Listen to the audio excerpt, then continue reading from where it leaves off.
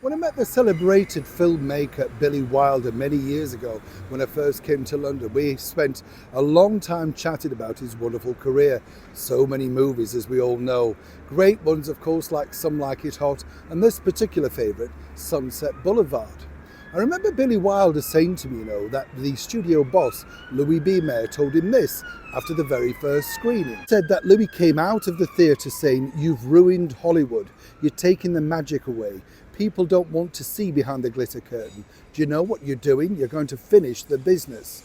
Now, when you think about it, Louis could have been right. Up until that point, the studio system, along with the megastars, literally ruled the earth, didn't they?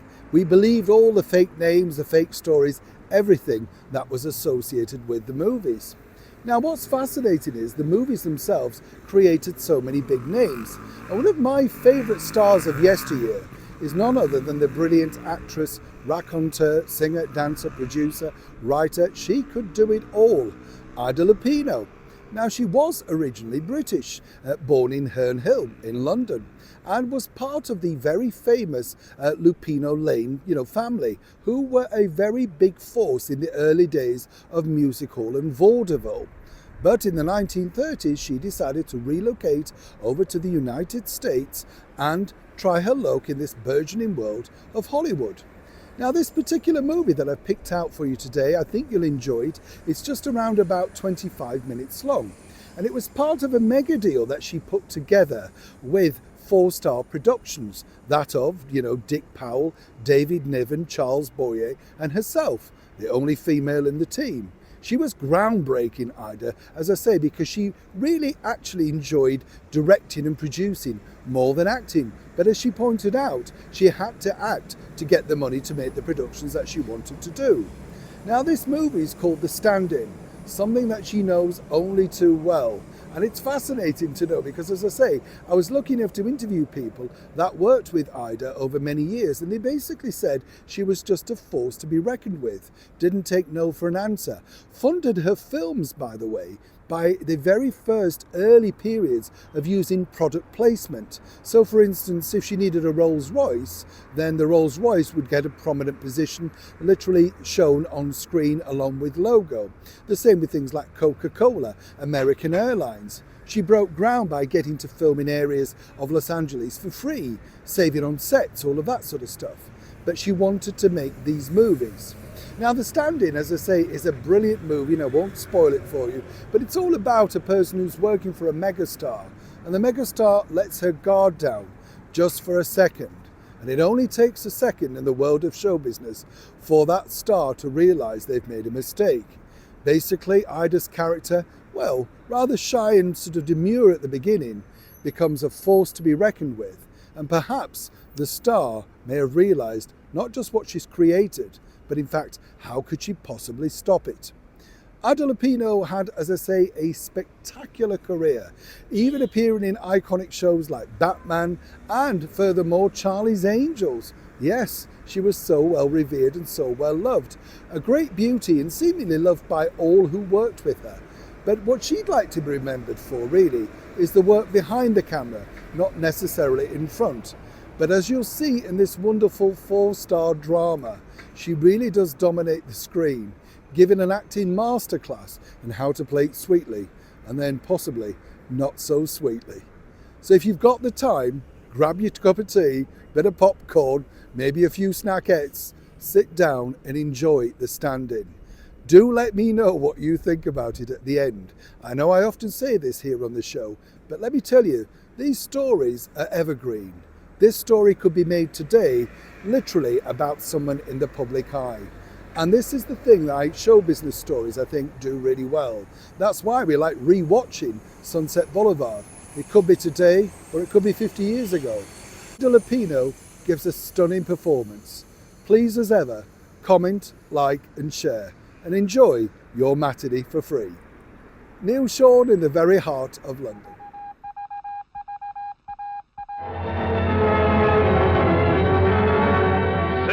Four Star Playhouse presents Charles Boyer, Dick Powell, David Niven, Ida Lupino,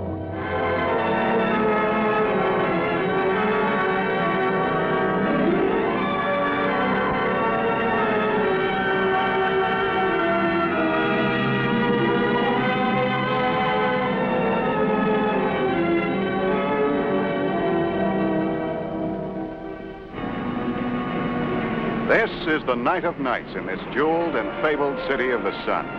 It's the night of the Academy Awards. For Grace Markham, it was a triumph that bordered on fantasy. For 20 years, she had lived for a moment like this, struggled for it, dreamed of it.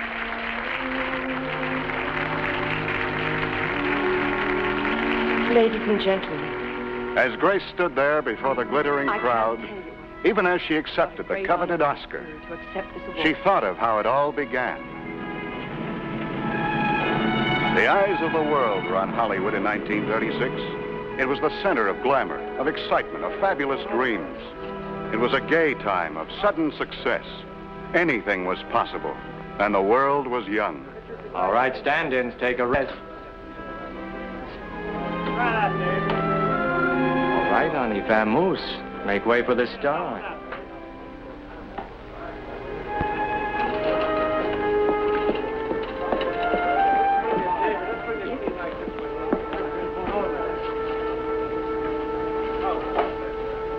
Light's awfully hot, dear. Yes. How do I look? You look beautiful, Miss Clayton. Oh, thank you.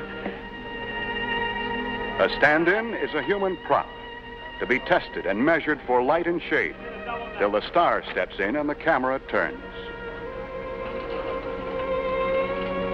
This is the star, Marion Clayton, one of the 10 top box office names. Restless, ambitious, ruthless if anyone dared displease her.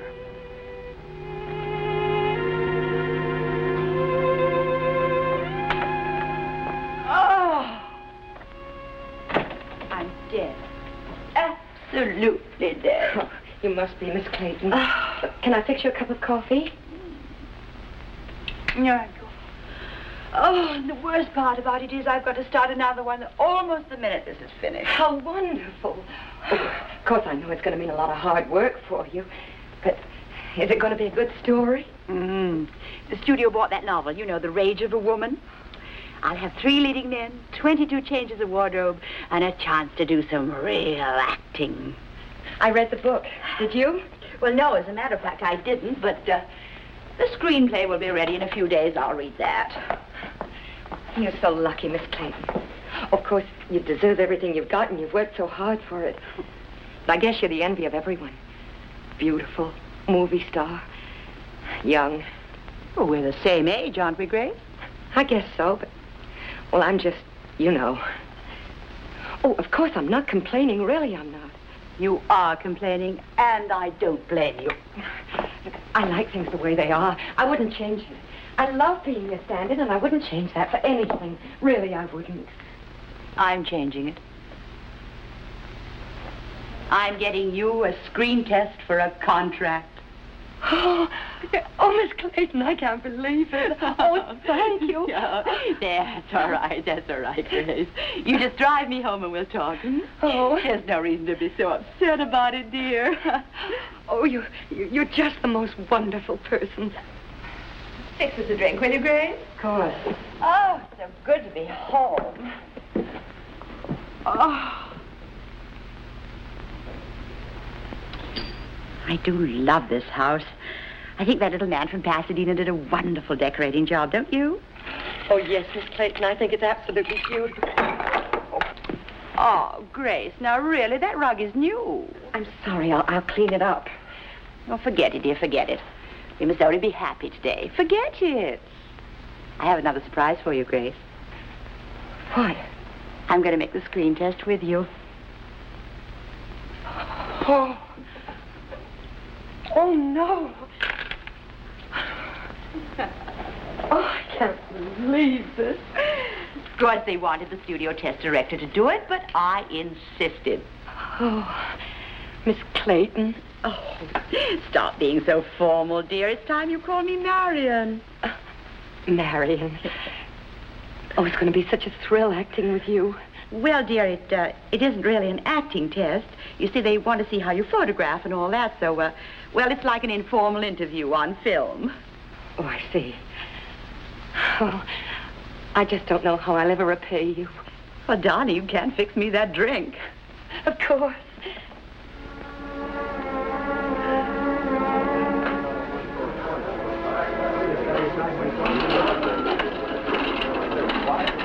We're ready, sir. All right, Marion, we're ready to go. All right, quiet. Roll 'em. Action. Hello, Grace, dear.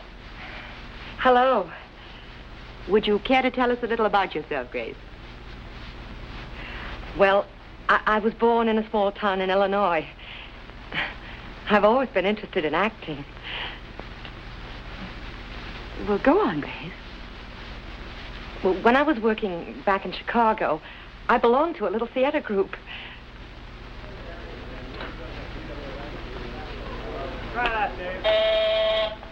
Action. Hello, Grace, dear. Hello.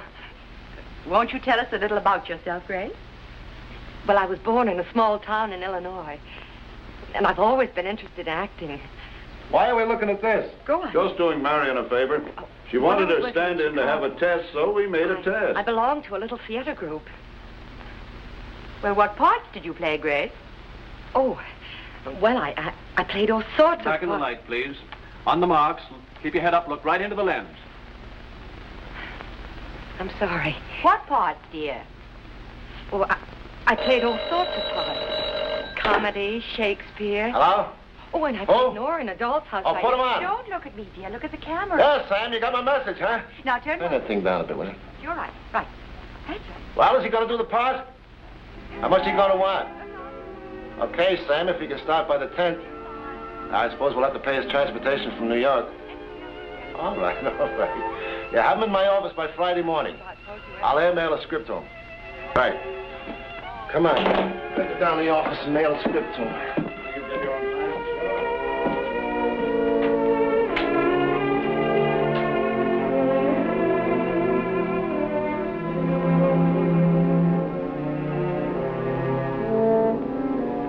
What do the producers know? Now, I agree you need more work. Well, that'll come in time. You'll get more easy, more at home. But forget the contract, honey. They tie you up for 7 years and throw you into anything that came along. I wanted that contract more than anything in the world. But what really upset me was letting you down after you went to bat for me. Well, I'm still going to bat for you. Marion, please don't bother. Well, I did. Now, you forget the contract, forget the test, because I've got a part for you, all signed and sealed. What? You mean you got me a real part in a picture? Mm-hmm. In my picture, The Rage of a Woman. Now, it isn't a big part, but it'll give you a hunk of film. You'll be seen. From then on, everything will come easy. A real part? What's it like? Well, she's a jealous wife. Now, it's only one scene, but it's a good scene. It's something you can really get your teeth into. I've never been wrong about picking talent. I'll make a star out of you, Grace. I'll study that script day and night. The picture was well underway, and rumor on the lot promised a winner.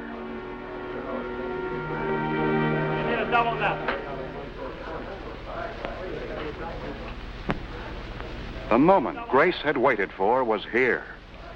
Roll 'em. Scene 38, take 1. Action. Just who do you think you are walking in here like this? I'm a wife looking for a husband, and I didn't have to look very far. Cut it. Okay, folks, once again. Scene 38, take 14. Action. Just who do you think you are walking in here like this? I'm a wife looking for a husband, and I didn't have to look very far. Cut it. Miss Markham, next time try to get more bite. Yes. All right, roll 'em. Scene 38, take 15. Action. Just who do you think you are walking in here like this? I'm a wife looking for a husband, and I didn't have to look very far. Why must we have a scene? I thought we'd come to an understanding. Will you please get her out of here? I have no intention of leaving. Just what is it you want? I want him. You can't have him. I've got him. He's my husband, and I've got him legally. Cut it. Let's kill the lights and take a rest. Get the producer down here. What kind of a scene would it be, Marion, with this Markham girl reading her lines that way? She just hasn't got it. No fooling, Marion. We got a good picture here. We could jar it into a flop with this scene. Whatever will I say to the poor thing? What did you say to the others?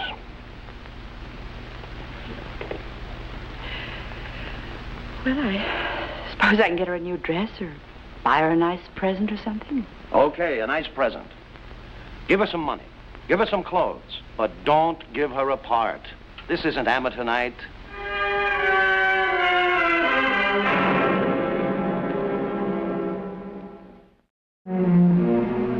Despite her defeat, Grace remained the stand-in for the star, always clinging to the hope that perhaps someday she would be given another chance. Marion was as dazzling as ever and still playing the great lady. She had given Grace money, clothes, and a steady income as her paid companion. Grace stayed because she had no place to go. And with Marion, there was security of a kind. But with these gifts, Marion gave something else to Grace. She gave her hate. Hate for every success that Marion achieved. Hate for every kindness. And this was what kept Grace going. Hate. The days turned into years. Years filled with miles and miles of following Marion around. Even when she was away from Marion, Grace was standing in for the star. Another one of her endless chores, signing Marion's name to stacks of pictures for the star's devoted fans. How she hoped that one day they would tire of that plastic smile.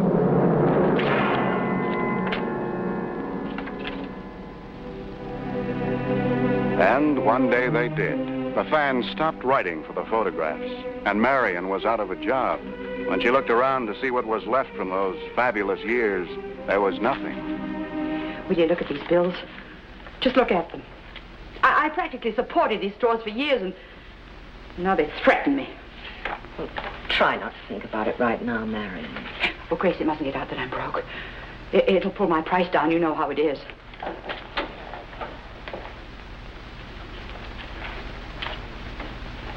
Where did the money go? There was so much of it. It can't all be gone. What does your business manager say? That I'm $11,000 in debt. Oh, no. Oh, Grace, all I need is one good picture. Just one good picture. Look, dear, why don't I fix you a drink? It'll relax you. Oh, yes. Yes, I'd like that. I'm going to have to economize, that's all. Marion, thanks to you, I've managed to save a little. You're welcome to any part of it. That's sweet of you, Grace, but... No, I couldn't. No, I'll sell the car and the piano and... Well, I have some jewelry. Well, maybe you're right. Suppose you could put up a front. But what's the use? Now, you can't fool people in this business. Oh, Grace, don't leave me. Don't ever leave me. You're the only friend I have. Don't worry, Marion. I won't. Grace. What's the matter? Lines in my face. What lines? Darling, don't tell me you haven't noticed them. Now, you listen to me. Never seen you look better or younger. Oh, Marion, you've got to snap out of this. This is no good for you. What is good for me? You've got to get out, circulate, be seen around. I don't want to see people. There's one thing people can't stand, it's failure. All right, then why don't you leave town? Nobody ever leaves this town. You want to find the actor who starred in a picture in 1914? You want to find the big director of the 1920s? Well, if they're not dead, they're here somewhere. No, nobody ever leaves. There's an old actress in this city. She has lots of money. You know what she does every night? She sits in the back of her limousine and has a chauffeur drive her all over town. But only to the old places. The old studios, the old neighborhoods. And then she comes home around 4 o'clock in the morning and runs her old pictures. And she has money. I've got an idea, Marion. What? You know what we're going to do tomorrow? We're going to Mike's place for lunch. Oh, no. Now, you listen to me. We're going to splurge for once. It'll do you good to be seen around. We can't afford to go to Mike's place. You know that. I can. Just this once. All right? Oh, yeah. I'll fix you a drink. There. Feel better? Yeah.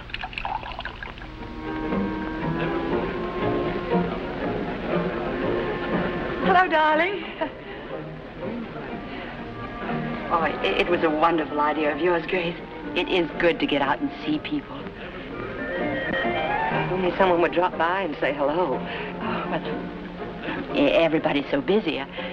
I think I'll call my agent. You called him and told him you'd be here. Maybe forgot. Marion! Marion Clayton! How are you, honey? I'm sorry. I'm afraid I can't place you out. Sam Rawlings, you remember me? Oh, yes. Well, this is my friend, Grace Markham. Oh, sure. How do you do, Mr. Rawlings? Oh? Say, where you been keeping yourself, Marion? Oh, well, Grace and I took a long trip. You see, I've been Say, working how terribly long's it hard. been since you made a picture? Well, let's see. How long has it been? Almost a year. Yeah. Well, you still got a pretty good name, Marion. It's not like it used to be, but there must be a lot of people out there who'd like to see you.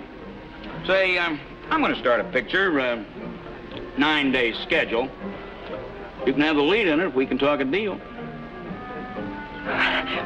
Of course, I'd have to read the script first, you know. Read the script. Marion, you can read it while you act it. We're going to write it while we shoot it. Can't pay you much money, but we can fix that up with a little percentage. Is it a deal?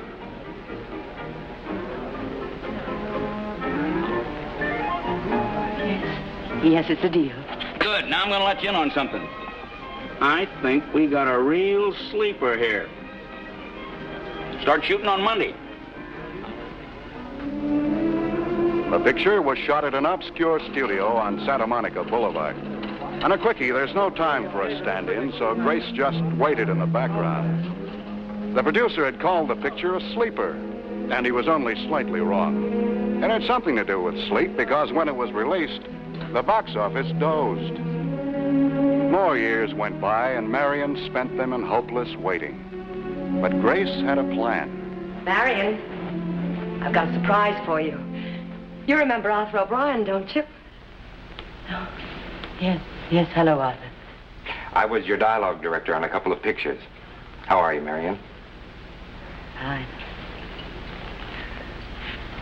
I'm directing now. That's nice. I have a part for you, Marion. Pretty good one. It was really Grace's idea. She knew about the script and came looking for me. I think it's a great idea that you do it. What kind of a part? It's a good part. An important part. What kind of a part? Go on, Arthur. Tell her. Well, it's a story about Hollywood. And the part you'd play, it's a supporting part.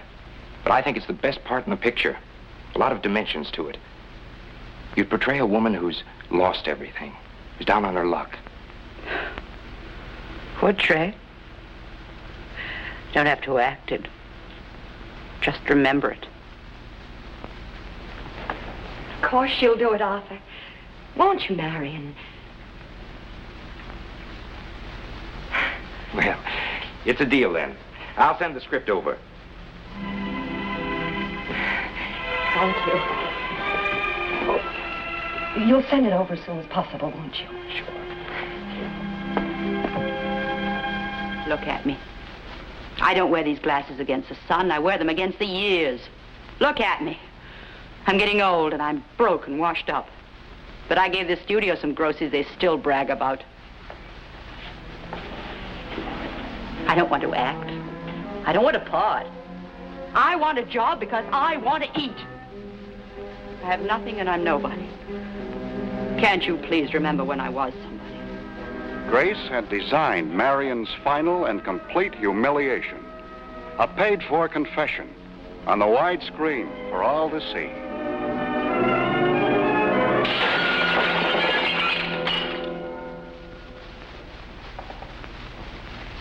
I gave this business everything. Now I'm paid to photograph my mistakes, my weaknesses.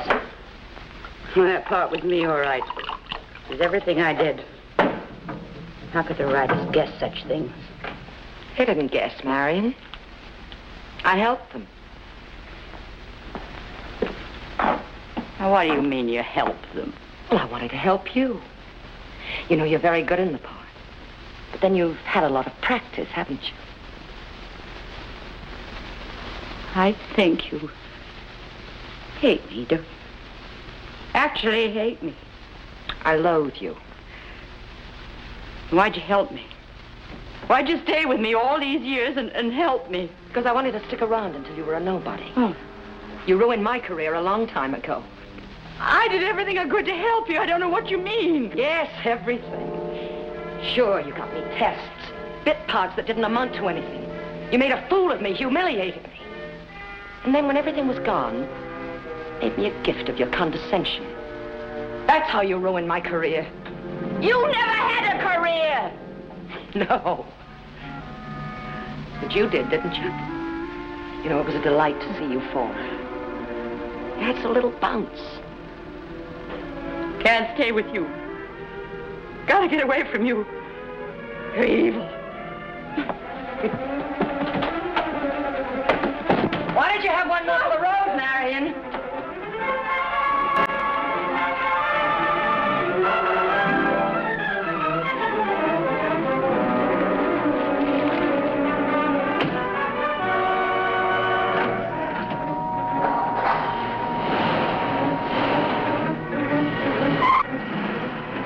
Marion disappeared into the night and somewhere down the stretch of road ran out of life.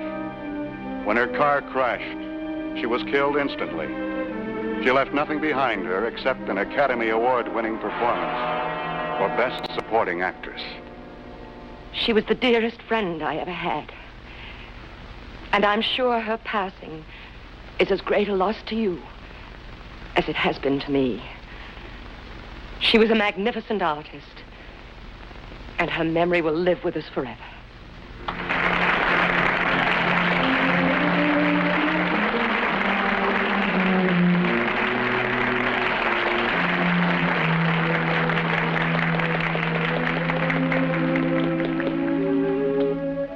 With Marion gone, Grace barely managed to exist by answering fan mail for the studios. Lonely and embittered, Grace Markham's only reminder of the night of the Academy Awards, her one brief moment of glory, was a glossy print of a radiant woman holding a golden statuette awarded to Marion Clayton. Even in death, Marion Clayton was still the star, and Grace Markham to the finish, the stand-in.